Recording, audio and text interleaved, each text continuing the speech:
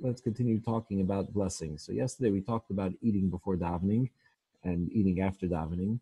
We talked about, because we're at the blessing part of the siddur, and that appears here after davening. So we talked about why that might possibly be, since we don't eat before davening. But yesterday we discussed the fact that Chabad, the practice is, there's an emphasis actually to specifically eat before davening. And the reason we gave was because it's better to eat in order to daven than to daven in order to eat. In other words, we don't engage in Judaism, in a relationship with God, to get something out of it. We don't serve God. We don't wade into the spiritual in order to be blessed in the physical. But to the contrary, we are engaged in serving God. That's what we do. And so the physical and the spiritual, first of all, they're not two separate things. God wants us to be in the physical. But the point is that the physical is what spurs us on and motivates us the physical motivates us in the spiritual, so that they're not two separate things. And furthermore, the physical is used as a catalyst to be able to serve God and to be transformed into a home for God. So we talked about that, sort of that mindset, which leads us into this conversation about blessings.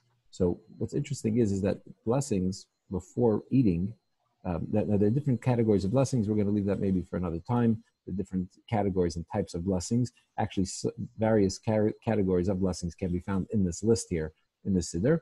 They're not all from one category, but let's leave that for another time.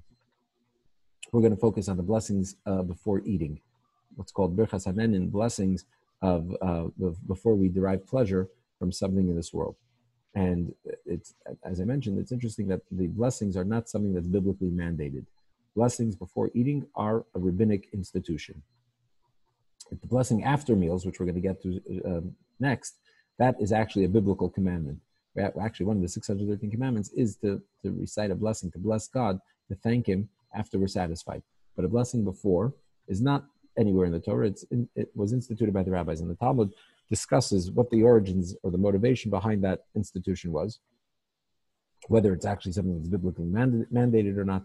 And the bottom line is that to recite a blessings, God, the Torah didn't have to tell us. God doesn't have to tell us to recite a blessing before eating, because it seems to be intuitive and common sense. Good sense tells you that you're in God's world. Since you're in God's world, everything in it belongs to God. Like we talked about when we discussed the song of the day for Sunday. Hashem ha'aretz u'maloya, the world and everything in it belongs to God. And so therefore, it's only right that you ask permission before, or acknowledge the owner before you partake of anything in his world. So we see that the blessings are, this idea of being sensitive to the world being a divine creation. This is God's world. He's the boss, and we're guests in his world. This was something that the sages deemed so obvious and so intuitive that's why they said that the Torah doesn't mandate us to make a blessing, because how else? Who goes into somebody's home and just goes and helps themselves to everything in somebody else's home without asking permission beforehand or acknowledging the host beforehand? It's not, as you would say in Yiddish, it's not menschlich.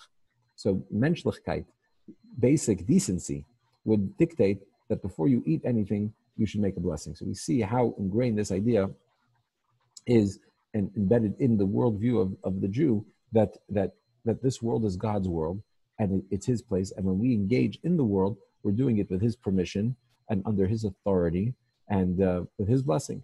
So that's the idea of the blessings. Now, actually, you see the first blessing here on the chart is the blessing of Netilat Yadayim, which is not a Birchat Hanenin, that's a Birkat HaMitzvot, the blessing, or a blessing on an event. Also, the washing of the hands is a rabbinic institution. But we talked about Netilat Yadayim and blessing. That blessing, we talked about that in the morning blessing, so we're going to, let's move past it.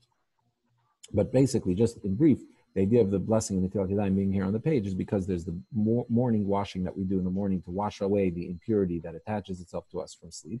But then there's impurity that attaches itself during the day. Our hands are active, they're all over the place, something that we know very well now in the time of the pandemic, when we have to wash our hands and people are saying, don't touch your face, and they're doing this while they're saying not to touch your face.